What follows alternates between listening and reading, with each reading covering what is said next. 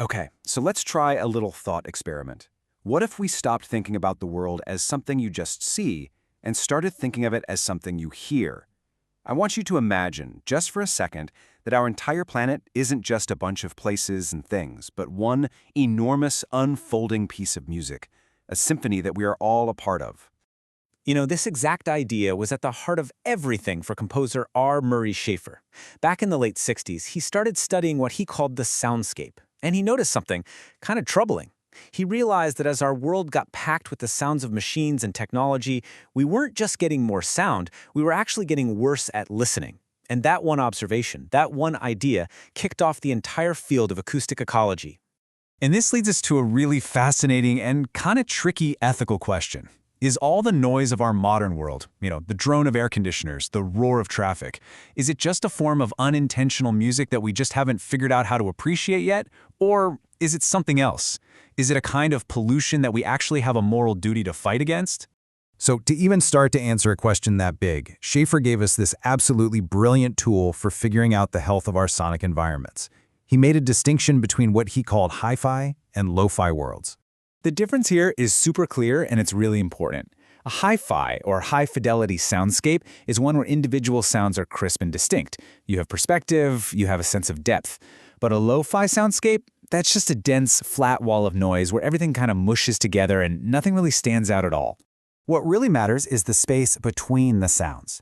In a hi-fi world, like a quiet forest, you can actually hear the snap of a single twig under your foot or a bird calling way off in the distance. But in a lo-fi world, like on a busy city street or inside a data center, all you get is that constant hum, that undifferentiated roar where you can't pick anything out. And Schaefer's big argument was that when we lose those silences, we lose our fundamental connection to the very space we're in. Okay, so this distinction, hi-fi versus lo-fi, it throws us right into the middle of a huge philosophical debate. And this one was famously championed by the avant-garde composer John Cage. It really forces us to ask, what even is noise anyway? Now, Cage had a really radical perspective on this. He pretty much claimed there's no such thing as actual silence. There's only our intention as listeners. For him, if you gave a traffic jam the same kind of focused attention that you would give a Beethoven symphony, well, that traffic jam could actually become music. It's a really powerful idea about how we perceive the world. But here's the rub, right?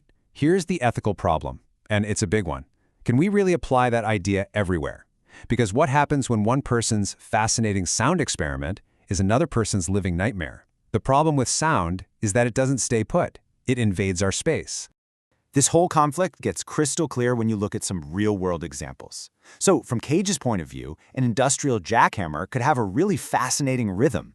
But for the acoustic ecologist, and, let's be honest, for the person trying to sleep next door, it's a total violation of their private space. A gas-powered leaf blower might have an interesting sonic texture, but it's also a massive disruption to the local ecology. You see, it's a total clash of perspectives that you just can't avoid. And this isn't just some abstract philosophical argument. It all builds up to something with very real, very tangible costs. The consequences of living in a lo-fi world aren't just about aesthetics. They're deeply ecological and, yeah, deeply ethical. Acoustic ecologists have a really powerful term for this whole thing. They call it acoustic imperialism. And that word just reframes everything, doesn't it? It stops noise from being just an annoyance and turns it into an act of imposition. It's when the sound made by one person or one corporation basically colonizes the space of another, drowning out whatever natural soundscape was there before. And the toll on the natural world? It's immense. I mean, animals depend on a clear, hi-fi soundscape just to survive. They use sound for literally everything, finding a mate, hunting for food, warning each other that a predator is nearby. Our constant, human-made noise acts like a thick fog that basically blinds the ears of the animal kingdom, and that throws entire ecosystems completely out of balance. Okay, so this brings the whole issue right into our modern lives, and the role technology plays in all of it. Because now, we don't just have the power to create noise, we have the power to escape from it in ways that no one before us ever could. And, believe it or not, that creates a whole new kind of ethical problem. Schaefer coined another absolutely fantastic term for this. He called it schizophonia. It sounds complicated, but it just means the split between a sound and where it originally came from. Think about it. With headphones and speakers, we can listen to an orchestra in the middle of a forest, or we can listen to ocean waves on a crowded subway. Our sound experience is totally disconnected from our physical reality. And this raises a huge question for every single one of us. When we put on our noise-canceling headphones to escape the roar of the city and just disappear into our own personal playlists, what happens then? Does that private act of escape make us care less about fixing the noisy, broken public soundscape that we all have to share? Ultimately, what acoustic ecology is really challenging us to do is to stop being such passive listeners. It's arguing that whether we realize it or not, through every noise we make and every silence we allow, we are all active composers of this global symphony. So that leaves us with one final and kind of tough question.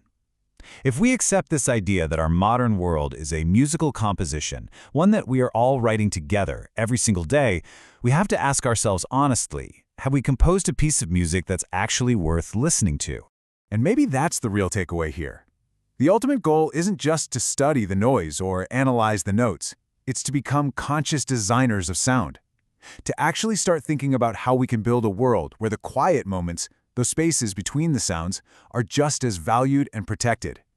A world where the silences are every bit as beautiful as the songs.